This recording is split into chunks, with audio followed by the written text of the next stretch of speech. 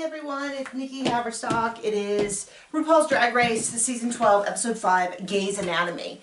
And I'm just tired. Are you tired? I feel like sort of the fun of quarantine, which I know was never really fun, but like this idea of like, oh, I'll be inside, I'll get my house organized, this is terrible and scary, but I can make the best of it. And I feel like I can make the best of it has kind of turned into, oh my gosh, I can't make the best of it. I can't get anything done.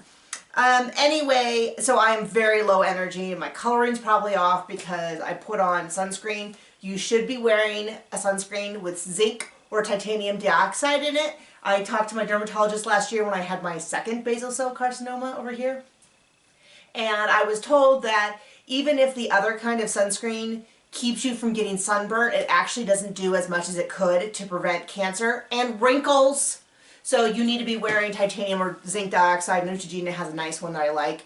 It's a little bit like smearing white tar all over your face, but it does kind of soak in and it looks better outside. So that is my useful, don't look prematurely old, take care of the skin on your face acknowledgement. And also I kind of want to hear from you if you watch me specifically for this recap, because I feel like especially this season there's been an explosion in recaps. Sugar Cane has one, Ms. Cracker, who I've watched for years, is amazing. Nina Bonita Brown has one.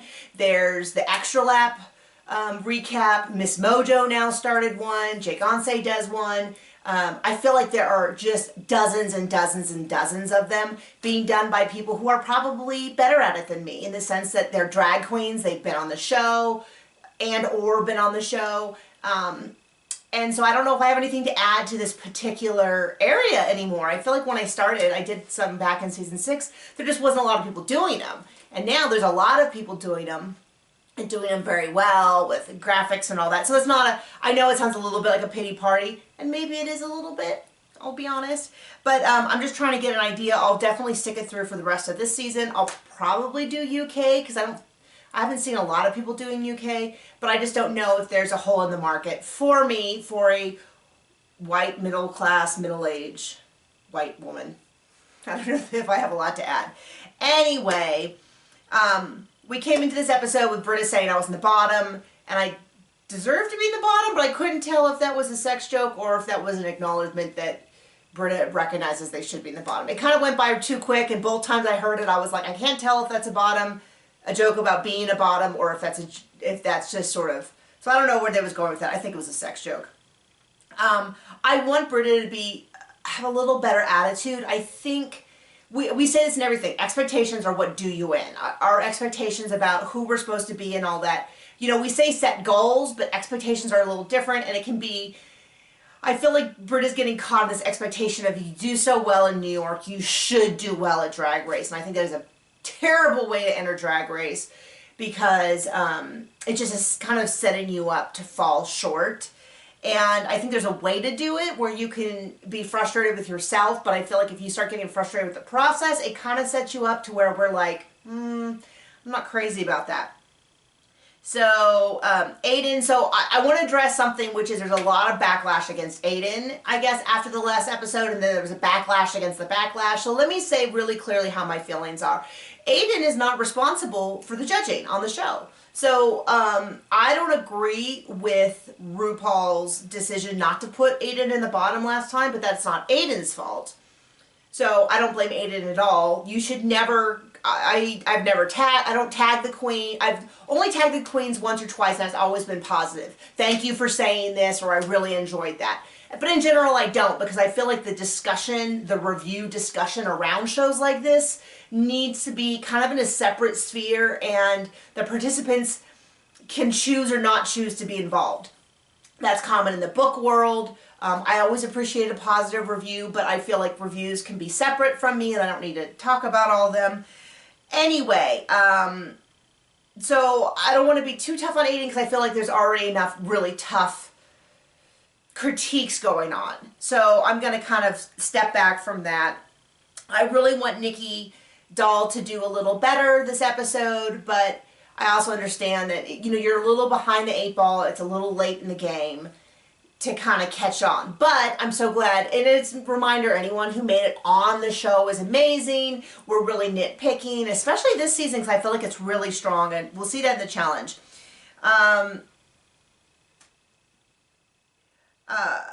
I think Aiden's setting herself up a little bit for failure by not acknowledging all of the critiques that were like, maybe you're not doing enough, maybe drag inherently is about more and doing more.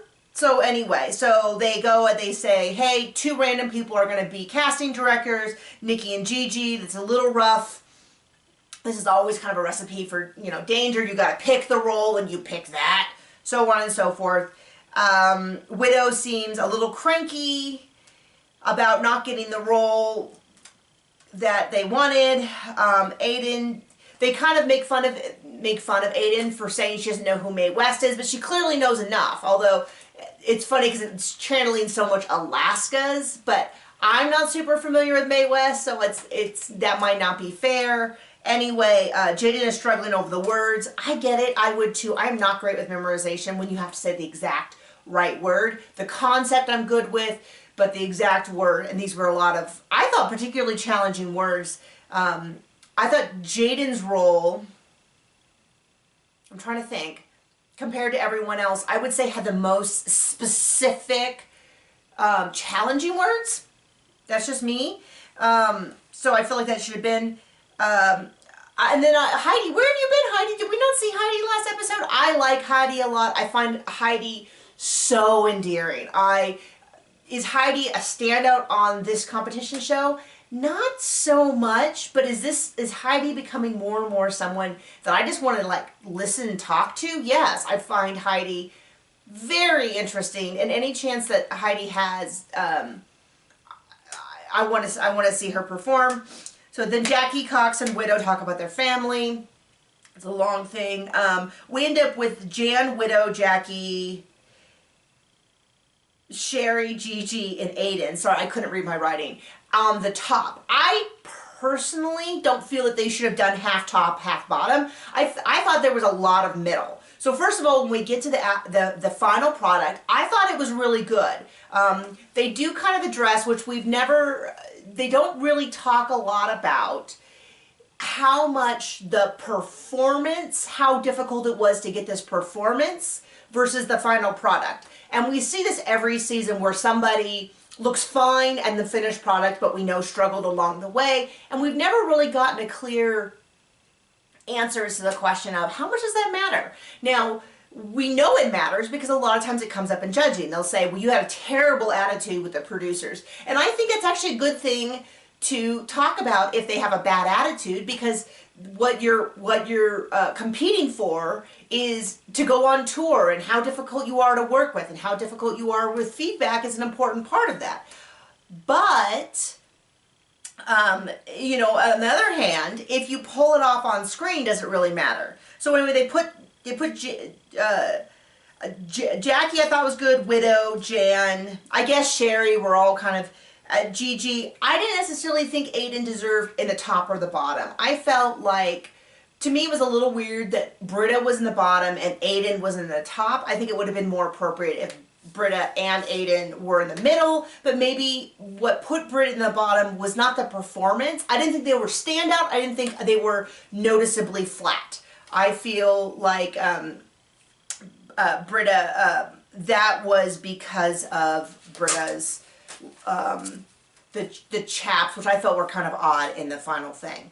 So I don't know why they decided to do half top, half bottom. Maybe they just didn't feel like, maybe they wanted to talk to everyone. I almost kind of feel like it was for the storyline between Britta and Aiden to kind of continually be like, Aiden, you're not doing enough, but we're going to be tough on Britta, if that makes sense. I don't know. I don't know. If you have a really compelling reason why you felt that it should have been 50, half and half, top and bottom, versus they're pretty standard, 3 top, 3 bottom, I would have put probably Sherry.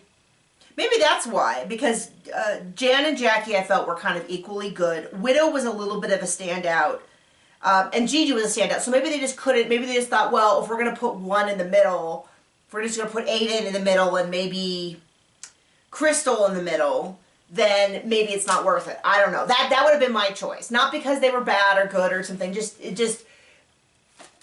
I kind of felt like the whole thing was good. I didn't see the nuances they saw. So anyway, Sherry wins. At the end, it says that they're matching Sherry's. My guess is that when they left, they already paid out Sherry. I've been on a reality show, and I know at least in our contracts, it said that nothing was paid out unless the show aired. But maybe they didn't do that because they already had a set release date. I don't really, maybe so they have the money. Maybe prizes that are given as individual, I'm sorry, maybe prizes that are given as individual challenge wins are done differently. I don't know. If anyone knows, you can let me know. So that means that because that was the top, on the bottom was Jaden, Crystal, Britta, Nikki, and Heidi. I don't have a lot of opinions on this other than I see why Britta was in the bottom because they didn't like the outfit. That was, I think, just enough to swing her into the bottom. I think Nikki, unfortunately, was the only one who I felt performance-wise was noticeably a little bit rough. There wasn't a lot. I feel like even when she said French, it sounds weird, but it almost didn't sound French to me. It almost felt like I didn't catch what she said, as opposed to like, oh, that is clearly French.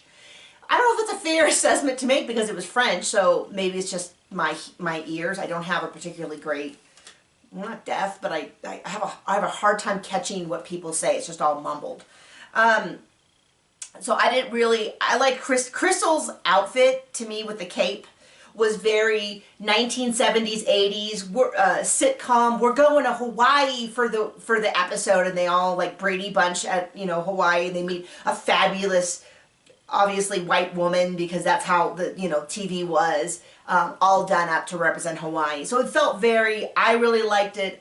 I really appreciate that Michelle Visage pointed out the makeup changes that Crystal had made, and I didn't necessarily see such a huge shift like she seemed to, but what I saw was a change in variation. So in the original episode, it was all one note for every single appearance of Crystal. And what I like in Crystal is we see this variation according to the challenge to kind of fit in, and I appreciate that. And I think it's a really smart move, and I think moving forward, if someone has a really super distinctive, and Rock did that as well, but I think it's a really, see how Crystal does it, how she varies the degrees of the makeup for the challenge so that she stands out when she should stand out, but she can blend in with the group and not be a distraction when it's important. They're really I feel like they're almost pushing Britta. I necessarily think I thought she should have been kind of in the middle. I think her and Aiden both should have been. I think Crystal, the only reason why I think Heidi could have been one of the bottom three was because they disliked her outfit so much. Fair enough. Nikki, performance-wise, not enough. I really like Nikki. I don't want to see Nikki go. It's just I can't, based on the challenge, I can't really justify anybody else being in there. Jaden had a lot of problems, but she had a really good outfit. So in the end, and then they ask everyone who you think should go. I was really surprised Jaden said Heidi, and Nikki said herself, and then Heidi, and everybody else said Nikki. I don't disagree with it. I want to see Nikki again. I want to see her, I think she would do a world of good just being in New York for 2 more years and getting more comfortable with her English. The amount that she will learn in that time will be exponential, and I think we'll see a lot of growth. It's really funny. They clearly paid for the rights for that Rhythm of the Night song, and so they're going to continue to use it all season. They already paid for the rights, so they're going to keep using it. So in the bottom was Heidi and Nikki. I thought it was really fun. I almost wish last time they had sent both people home so they could have kept both of these this time, but such as luck. I'm not really upset. I'm getting a lot of downvotes on these videos, so I'm not sure whether you disagree with me. If so, you're welcome to put something in the comments.